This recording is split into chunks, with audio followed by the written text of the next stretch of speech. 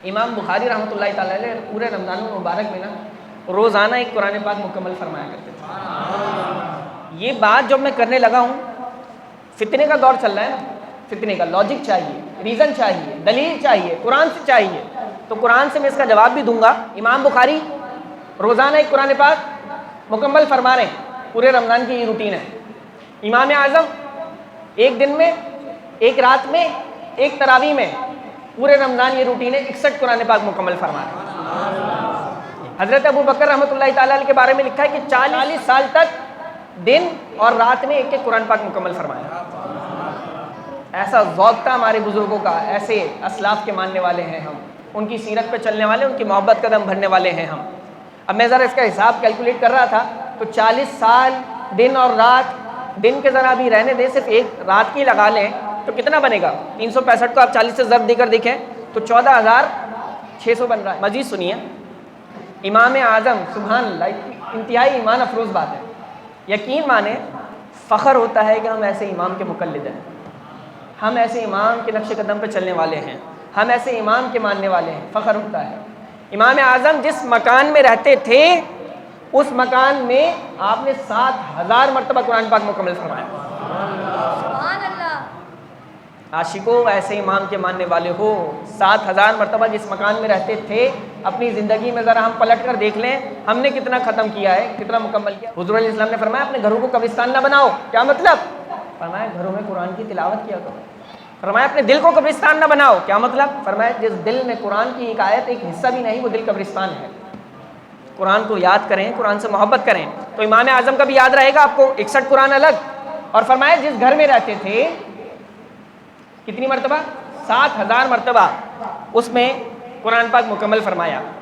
اب مزے کی بات آپ سنیں ذرا اور اپنے ایمان تازہ کریں۔ حضرت علی کرم اللہ وجہہ الکریم، گھوڑے کی رکاب ہوتی ہے نا جس پہ پیر رکھ کے چڑھتے ہیں، سمجھ میں آ رہی ہے بات؟ گھوڑے کی رکاب پہ پیر رکھتے تھے۔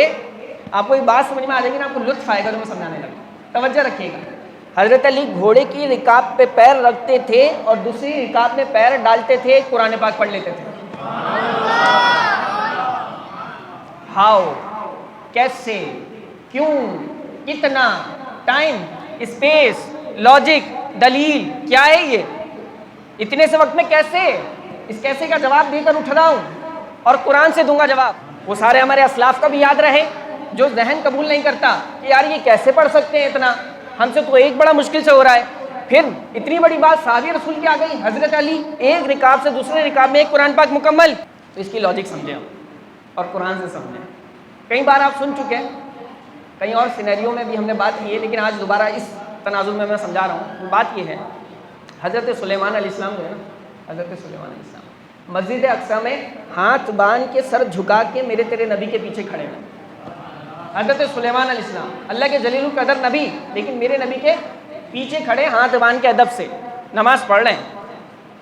تو حضرت سلیمان علیہ السلام کا ایک امتی بیٹھا ہوا ہے، المختصر، ایک تخت چاہیے، بلقیس، تخت بلقیس چاہیے، کوسوں میل دور، مہینوں کے سفر پر ہے، بہت بھاری بھرکم ہے، اور حضرت قرآن بیان کر رہا ہوں۔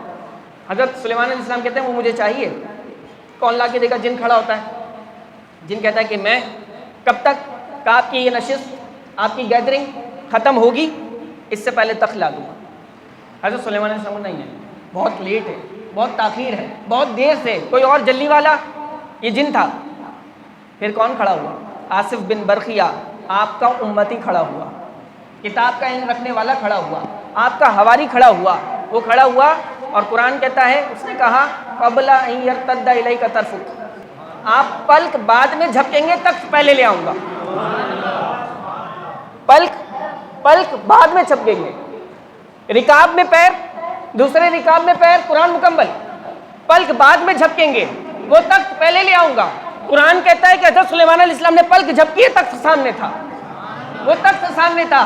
اب اعتراض کرنے والوں کو، میمز بنانے والوں کو اور لاجک مانگنے والوں کو، دلیل مانگنے والوں کو سوچنا چاہیے کہ یہ وہ قرآن کہ جس میں حضرت سلیمان علیہ السلام کے امتی کا ذکر ہو رہا ہے، وہ سلیمان علیہ السلام جو میرے نبی کے پیچھے کھڑے ہیں، ان کے امتی کا یہ عالم ہے کہ کوسوں میل تک لا سکتا ہے۔ سلیمان علیہ السلام کے امتی کے لیے رب فاصلوں کو سمیٹ سکتا ہے، جو رب ان کے امتی کے لیے فاصلوں کو سمیٹ سکتا ہے نا، وہ رب مولا علی کے لیے وقت کو سمیٹ سکتا ہے، وہ رب امام بخاری کے لیے وقت کو سمیٹ سکتا ہے، وہ رب امام اعظم کے لیے وقت کو سمیٹ سکتا ہے، حضرت ابو بکر رحمۃ اللہ تعالیٰ علیہ کے لیے بھی وقت کو سمیٹ سکتا ہے، اور وہ رب وقت کو سمیٹ کے اس اتنے سے وقت میں، اتنے سے لمحات میں اتنی برکت پیدا فرما سکتا ہے کہ اس میں ایک قرآن پاک مکمل کر لیا جائے۔ سبحان اللہ۔ آپ کو بات سمجھ میں آئی ہے؟ قرآن سے جب ان کے امتی کی یہ شان ہے جو قرآن بیان کر رہا ہے، تو حضور کے امتی کی شان کیوں نہیں ہو سکتی؟ رب ان کے وقت میں کیوں نہیں برکت دے سکتا؟ جب رب فاصلوں کو سمیٹ سکتا ہے تو رب وقت کو بھی سمیٹ سکتا ہے، رب اس وقت میں بھی برکت کو ڈال سکتا ہے۔